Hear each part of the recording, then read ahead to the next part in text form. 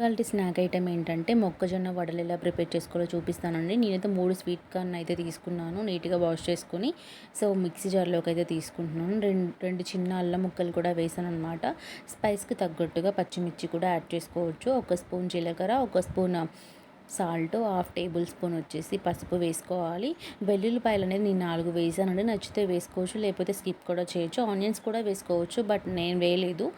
Oil అనేది హీట్‌కి పెట్టుకుంటున్నాను, తొందరగా అయిపోతుంది కాబట్టి. మిక్సీ అయితే పట్టుకోవాలండి. మొక్కజొన్న పిండి వాటర్‌గా వచ్చిందనమాట. ఎందుకంటే వాటర్ ఎక్కువగా ఉంటాయి కాబట్టి కా గార అనేది వేసుకోవడానికి రాదు కదా. కొద్దిగా జీలకర్ర, నేను చూపిస్తున్న స్పూన్‌తో 2 స్పూన్లు అయితే వరిపిండి అయితే వేసుకుంటే బాగా వేసుకోవడానికి వస్తుంది. తర్వాత గారెలాగా ఉత్తుకొని ఆయిల్‌లో డ్రాప్ చేసుకోవడమే. గోల్డెన్ కలర్ వచ్చే వరకు కూడా ఫ్రై చేసుకోవాలి. టేస్ట్ అయితే కారంగా స్వీట్‌గా బాగానే ఉంది. నచ్చితే లైక్ చేయండి, షేర్ చేయండి, సబ్స్క్రైబ్ కూడా చేయండి. Thank you so much.